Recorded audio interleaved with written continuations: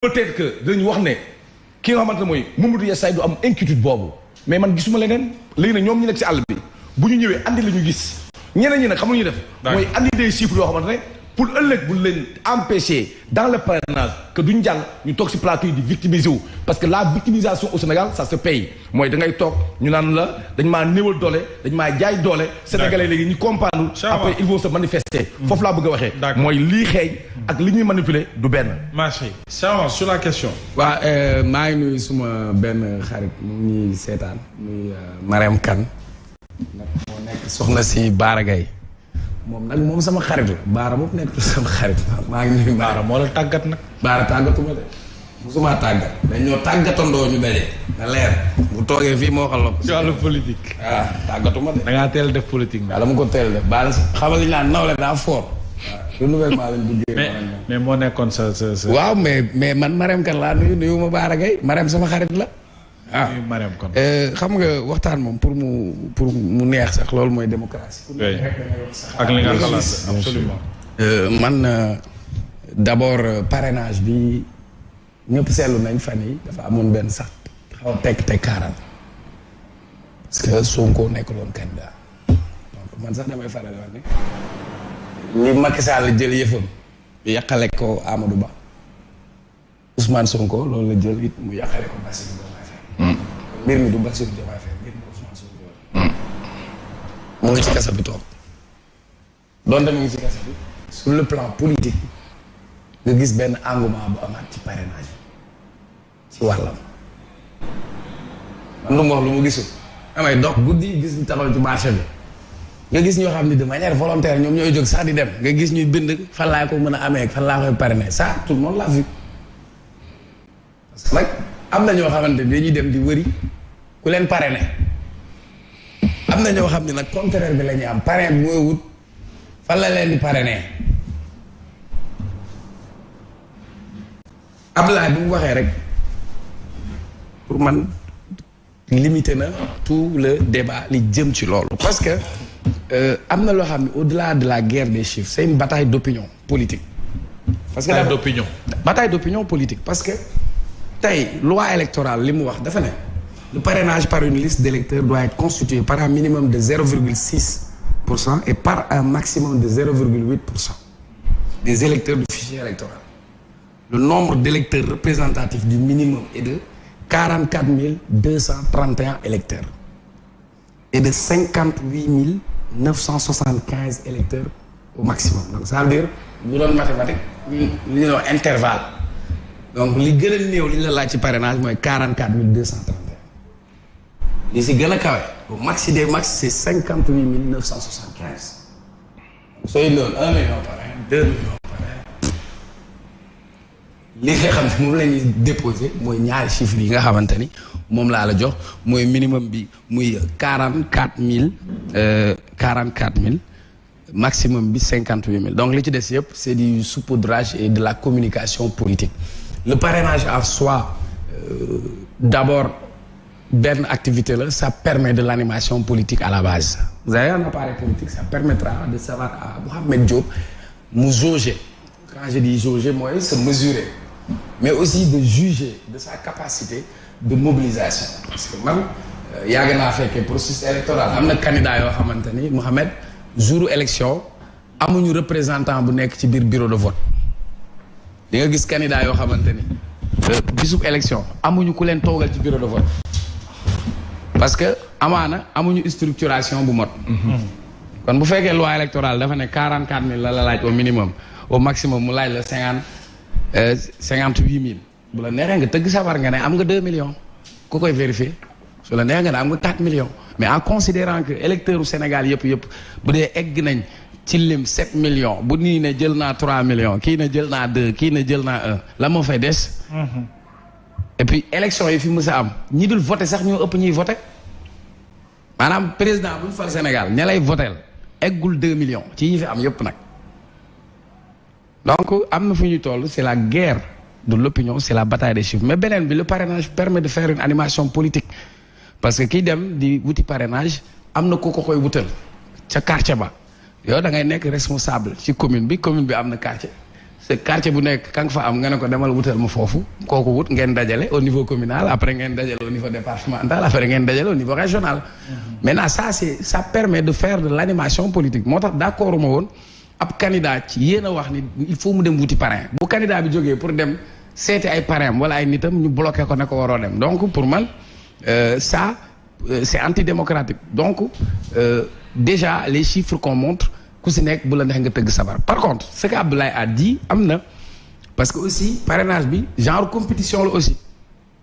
parce que tey man wax naa la sur le plan politique am na ñu matal député pourtant mënoon nañ dem ñu dem defi parrainage parlementaire. Oui. Parce que am nañ 13 députés mais bu ñu ko defee dañuy cuune politique parce que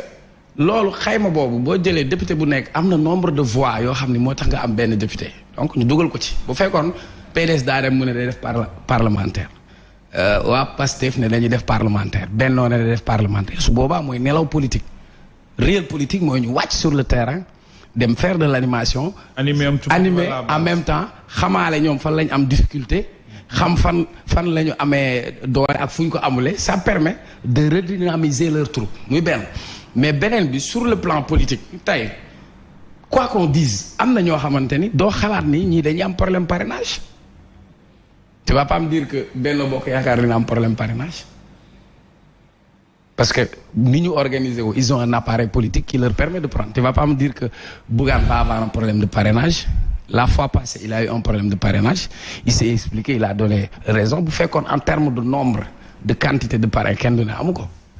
tey gis nga il a mis en place tout un dispositif parce que le parrainage aussi erreur bu ndaw ça peut coûter cher tu vas pas me dire que Malick Gakou qui a été retenu en 2019 il va essayer de ne pas teel a jóg teel a def ay tournées en termes de structuration il a un parti le grand parti du tey la existé tu vas aller à Kër Massar am na ko fa nekkal tu vas aller à Wax Ngouna am na ko fa nekkal donc tey ñi nga xamante ni am nañ appareil teel nañ jël seen matukaay ak seen dispositif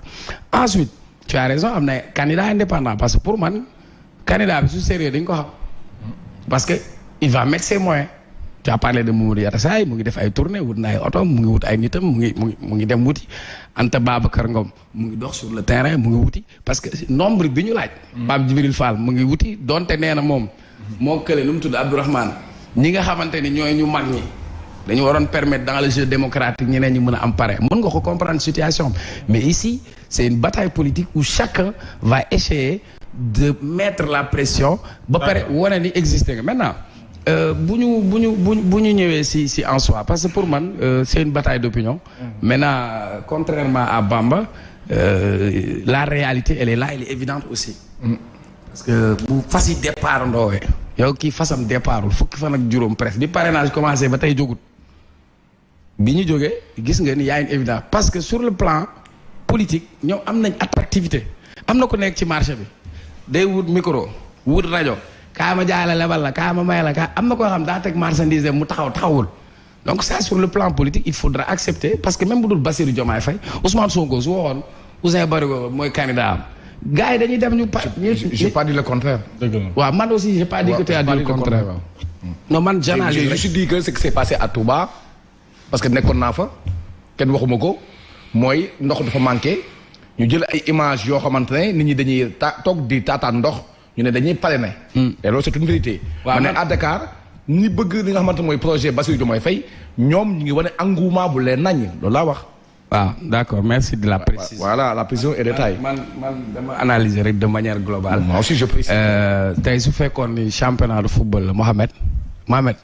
championnat de football boo demee Angleterre ay Big Four wala Big Five.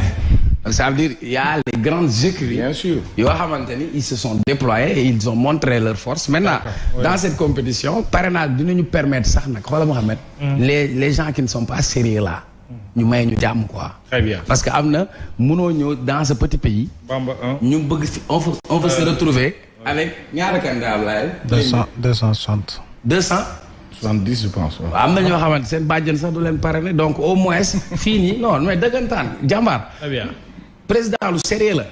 mais da ngay gis tey ku si am sa benn costume wut sa benn mbër mu taxaw sa wet nga kocc ci dugal ko TikTok mais parrainage bi au moins dinañu permettre. Les gens qui ne sont pas sérieux d'aller voir ailleurs aussi. C'est ça. Salut Joseph, sur la question. Mbaale yow nga réagir. waaw ma nuyu waale. man sama candidat laay pare na Kéba Seck mooy sama candidat.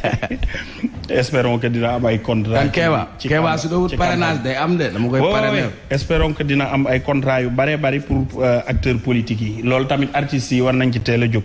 pour xoolal gis nga nag. Maron bees la dama bëgg nga xam bii.